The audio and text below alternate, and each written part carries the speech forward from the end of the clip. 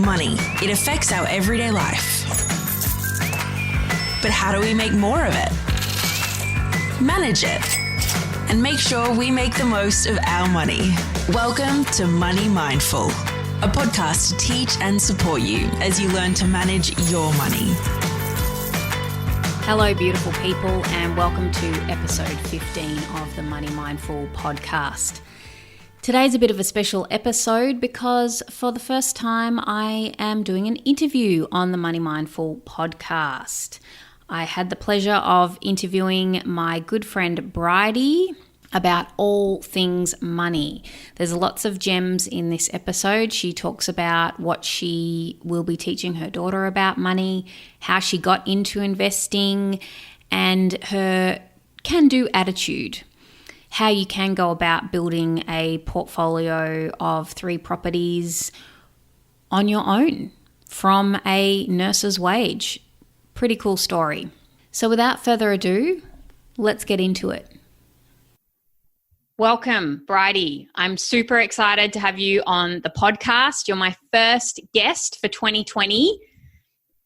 And also you're the person that I've probably, apart from Louis, my partner, you're probably the person I've spoken about the most on the podcast because you are the one who inspired this whole podcast. So I really want my listeners to meet you and hear your story.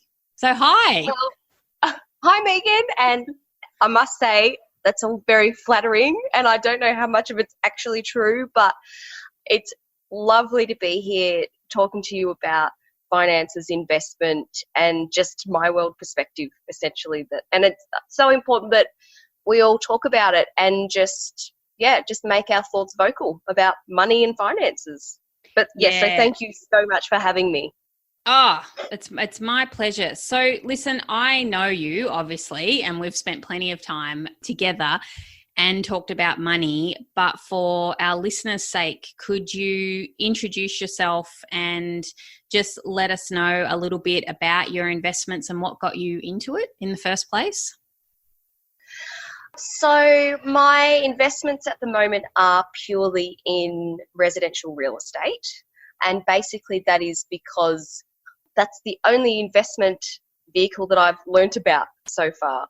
So I got into it because basically I grew up hearing my dad saying to me, you know, renting is dead money, rah, rah, rah. But funnily enough, I'm a rent investor, so I don't actually own the house that I live in, and I choose to invest in places other than where I want to live. So I got into it basically because I knew something deep down inside me said, you've got to look after yourself, and while you've got a little bit of money when you're young and unencumbered, just invest it in something that's got bricks and mortar. And so that really kicked off my investment journey, for want of a better word. Yeah, and just so for those who are listening who might not be familiar with the term rentvestor, that is when you are a property investor but you don't actually live in your own property. So you're still renting from someone else and you invest in property.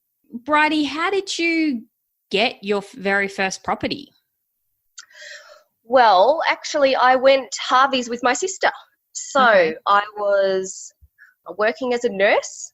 I'd been in the workforce for 2 years, I think, working full-time as a nurse, and I was saving bit by bit by bit for my first property, and the opportunity came up and we decided to buy a house together because we thought, well, if we pulled our funds, then we'd obviously have a bigger bundle of money to put towards a property. And also at the time I accessed the first homeowners grant, which really pushed me into getting that first property. Were you able to do that together? Could you both access it or just one of you? I can't remember because it was 10 years ago and I can barely remember what I did yesterday. I think I know that the stamp duty was paid for Right. my half of the property, Yeah. but I don't know about her half of the property. And we didn't need to know really because at the time we got a split loan. So both of us had 50% shares in the property and we both had a separate loan, separate entities to each other. so we could operate completely independently on a financial level. Right. So did you know that that was going to be an investment, or were you going to live in it? I lived in it because that was part of the conditions of getting the first homeowners grant at the time. Oh, of course. Yeah. Yeah. But in saying that, I knew that it was going to be an investment because I didn't want to live in the location that we bought for a long period of time. Okay. I've seen investing as a long-term proposition, and I spent 6 months in that house and then I moved out. Right. And did you learn about buying houses off anyone in particular, or how did you figure it out? At the time, I had absolutely not a clue what I was doing. So basically, I had a short list of what I thought might have been positives to look for in investment or a house to live in. Yeah. I don't even know where I came up with that list because looking back, I would have bought probably something a little bit different because my criteria has changed as things have moved forward. Mm-hmm. But funnily enough, I remember I made an offer on the house that we ended up buying, and the real estate agent said to me, "Oh, so how are you going with your finance?" And I said to him, "What do you mean finance?" Like, I just had absolutely no idea about any of the process, what I should be looking for, anything. It was just a throw yourself in and give it a crack kind of experience. So it changed a little bit as time's gone on because that was 10 years ago and I was in my early 20s. But, I mean, I learned by doing. So any experience is a good experience because you just add to your knowledge base and it keeps you moving forward. I love that. But what do you think gave you the courage to do that? Not knowing how to do it, but then you just did it anyway. Well, I didn't want time to pass me by, basically. Okay. I knew that life wouldn't be like that moment in time forever. I was single. I only had myself to look after. I've always wanted to have a family. So whether that happened earlier or later, who knows? I just had no idea. And so I thought, well, I did a few basic calculations and I found out about all sorts of other fees and charges along the way, and somehow we got the property over the line. Yeah. But I've always been motivated just to really look after myself, and I guess I'm fiercely independent, and so that really spurred me on to go, okay, well, this is to set yourself up. I don't know what the end goal is at the moment, but let's just get in there and have a crack, and what's the worst that can happen? I end up going broke and having to sell the property, which really wasn't that far off where I started anyway. So what the heck? Just learn by doing, I say, to a point. Yeah. Well, I love that you just said that you wanted to look after yourself, and I'm just curious to know what you think about self-care when it comes to money. Oh, so important. Self-care is so important. I've always lived by the motto, if I can't afford it, then I'm not going to buy it. I've never had a credit card. Not that I'm impulsive, but I sort of figure, well, if I need to borrow $2,000 or $3,000 for something that I just want now, then why am I buying it? I don't need it. It's just stuff, you know. But in saying that, I've been overseas quite a few times. We go out for nice dinners. You know, I don't splurge, but I think that's part of self-care, is treating yourself to those things, but also being really mindful that you've got to put your money away, whether it's shares, even to start saving. So many people just don't even save $100 a week, you know, but you've got to have enough for a new pair of tires in the bank. That's my motto. And if you don't have that, then start saving now, kind of thing. So basically, to me, self-care and money, they go hand in hand. You know, no need to obsess about it, but just be smart about it. That's what I think. Yeah, I like that. So where are you at now with your investments, Bridie? If that was 10 years ago that you got that first property, do you still have that now with your sister? No. So we sold that 4 years after we bought it, our life circumstances changed, so we decided to sell the asset, and that spurred me into another property. So I now own 3 investment properties, all of my own, and the last property, all residential, and the last property I bought was February of this year, so 2019. So, Bridie, you said that you were a nurse when you got that first house, and I mean, nurses earn a decent income, but they're not rolling in money, and you were single at the time. So how have you been able to afford to buy those 3 houses? So basically, I've decided one day that I wanted to earn more money, and to be completely honest, and so I went back to uni and I studied in a different profession, still in the health field, and so now I have more income coming in. And that basically just gives me a better ability to save money quicker. And also, because I have a slightly higher income than I did before, the banks look at me more favourably. So it's easier to lend money as well, which is more to the point. Because the last few years have changed dramatically in the finance field, and I've actually had to alter my my game plan with my investing because of that. So basically, I've used a combination of equity and savings to buy all this property.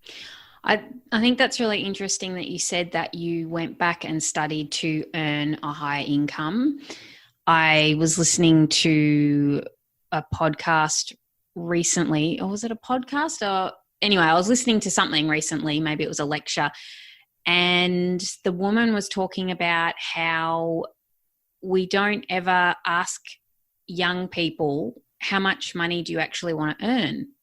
It's all about you pick the job that you love, which there's definitely some merit in that, but also what kind of lifestyle do you actually want to have, and how much money do you actually want to earn to be able to live that lifestyle? So I think that's really an interesting point that you made the conscious decision to go back and study to increase your income.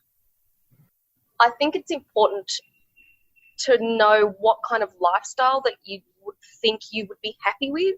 So, for example, I know that I don't need an expensive car or, a mansion in Toorak. That they're not things that motivate me. Although, if I had those things, that would be lovely. I wouldn't say no, but that's not what I'm aspiring to. I think it's okay to want to be comfortable financially. I think it's really important. I think it's really good for your mental health. I think it's good for your emotional health. But young people don't think enough about those things simply because we don't talk about it. It's not a priority to talk about. So when I started out, I did nursing and I had no real guidance from anybody really in my life. Nobody said to me, hey, think about what you like to do, but does it make money? Nobody said that to me. So I ended up in a job that was sub $60,000 at the highest echelon, essentially, which wasn't enough money for me. It might be enough money for somebody else, but not for me, and especially if I want to keep moving forward and accelerate my investing. I don't look at it as wasted time in my life, but I look at it as a learning experience that I will share with anybody who asks me, especially with my daughter later on. I mean, she's only 8 months old, but can't start them too early. Well, that was going to be my next question. What will you teach your daughter about money? Because I know I've talked about it on the podcast. It's a huge motivator for me. And one of the reasons why I'm doing this podcast is a legacy for my girls to learn about money and how to manage it. And I'm interested to know what you'd like to teach your daughter about money. I would love to teach her, one, it's okay to talk about money. Yes. Like, that's the first step in my mind. If we're not talking about it, how are we supposed to learn? That's right. You're speaking my language, Bridie. Yeah. Well, I mean, I don't know that we'll speak about it over the dinner table every night, but we'll definitely have regular conversations. I want it to be in the forefront of her mind, especially in the teenage years when, might have a part-time job, she'll have some expendable income, who might want a mobile phone. Actually, I'm sure she will want a mobile phone. She needs to know where money comes from and the value of money. Like what does $30 of phone credit get you? And how do you make the $30? It doesn't just grow on trees, which, some people grow up thinking it does, and I'm sure lots of adults think so as well. And I also want to teach her that she can do anything financially, and especially since she's a woman. There's nothing to stop her from doing anything in her life. And I want to be a role model for her, in my own little way, my own little world of self-taught money. But talking about it is always the first step, I think. Yeah, well, I think that's been one of the really powerful things and connector between you and me with our relationship, how it's been so lovely that we've been able to just talk about money freely, and it's not this taboo subject that's a bit uncomfortable. Like, we talk numbers and really help each other with what we're doing. And I think that there's more and more opportunity for women to be doing this and sharing information and helping each other and just sharing our money stories, what we do, how we manage it, to learn from one another. That's right. And what I love about our relationship is that we both do things a little bit differently. Like, for example, you've invested in shares and I'm yet to learn about shares. So it's like, it's next on my list. I'm going to buy one of the books on your website and start educating myself. And even down to with property, do you use a buyer's agent? Do you not use a buyer's agent? What are the pros and cons? And it's really enlightening having those conversations with somebody and not being judged and just having an educated discussion about it. It's really refreshing for me, definitely. Yeah. So, Bridie, what do you think your biggest challenges are when it comes to money? Biggest challenges are obtaining finance for more property. Okay. At the moment. So basically, I'm on maternity leave at the moment, which is awesome. I'm loving every second of this maternity leave. But it just means that I can't borrow any money at the moment. But that's fine. So I only bought my last property less than a year ago. So sometimes I have to tell myself to take a step back and a deep breath and just enjoy the moment. So that's another learning life experience for me. Moving forward, I will be back at work and my income will be increased, and hopefully in 6 months, another year's time, I'll be in another position to borrow some more money to buy some more property, wherever that might be. But other than that, saving's always a bit of an obstacle. It's really tempting to go, I want that new bike, or, I can justify spending $1,000 on, whatever it is that you want. But yeah, I think saving's not an obstacle, but it's always in the back of my mind. So what do you think differentiates you, Bridie, from, say, another nurse who, I know you're not working as a nurse now, but what's the difference, do you think, between somebody who goes out and invests and tries to look after themselves financially as compared to someone who's not doing that? What is it? What's your mindset? What do you think it is that motivates you to do it or gives you the confidence to do it? That's a really good question. Because I think there'll be plenty of people listening right now, and some who might even be nurses, thinking, whoa, well, how do I get 3 properties on my own? And also, I think it's just a bit of insider information that I have. I hope you don't mind if I share this, is that I know that you have actually got these houses of your own volition. It's not that you have done this with your partner. You have a partner, but you've bought 3 houses in your own name under your own loans. Like, how did you do it?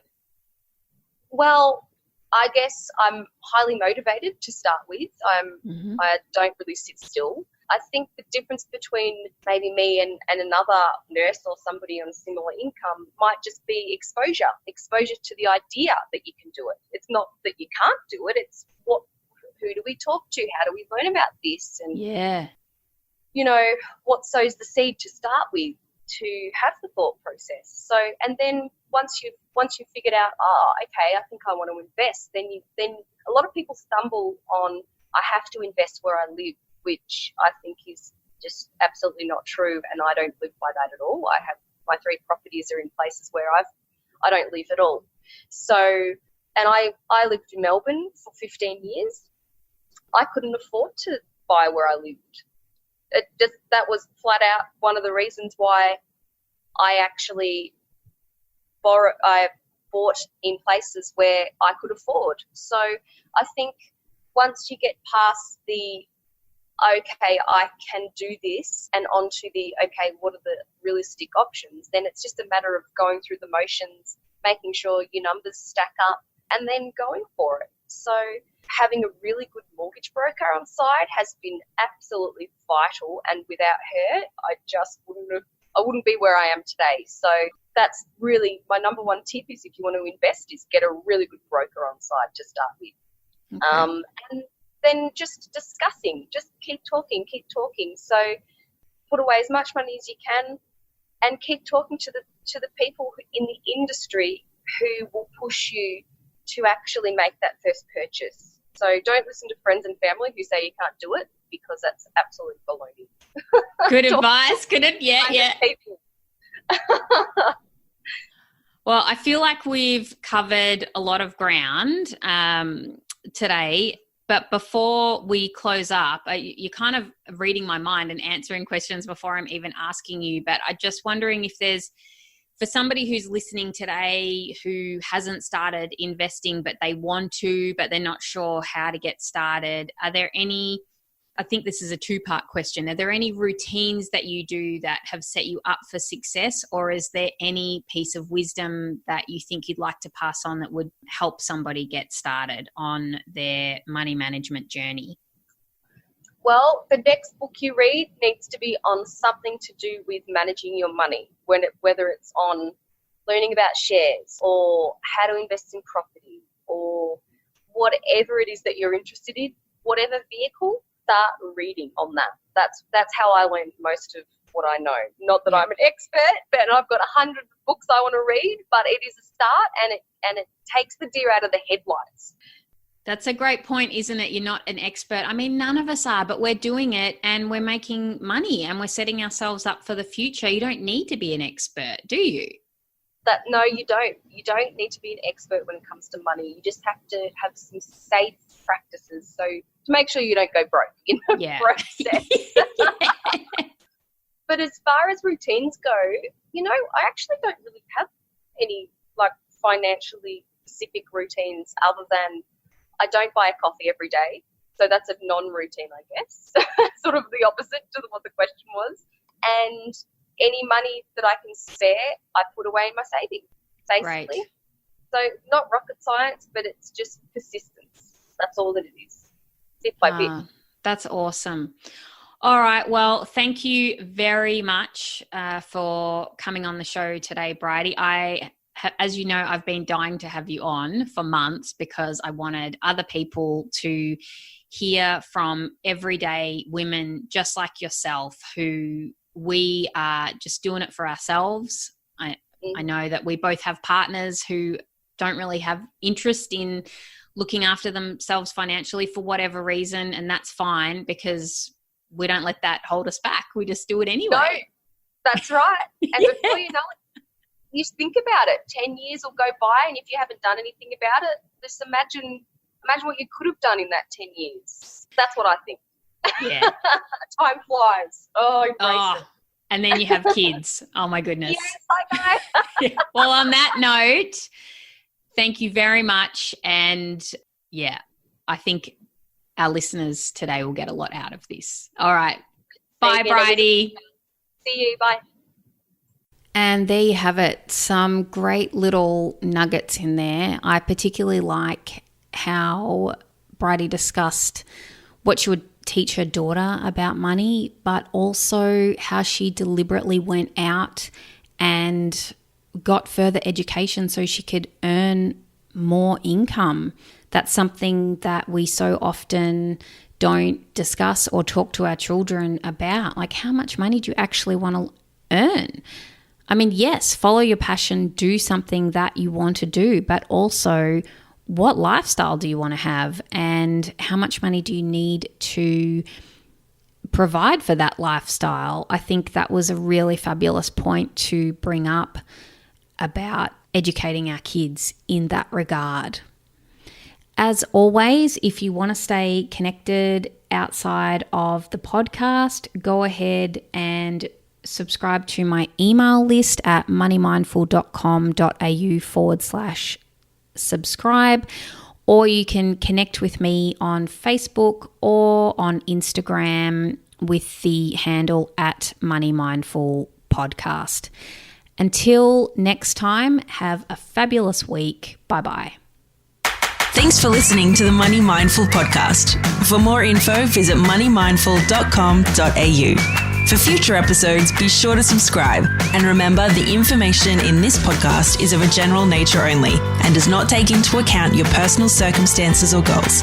Please seek professional advice for your own financial needs. Remember to have fun along the way.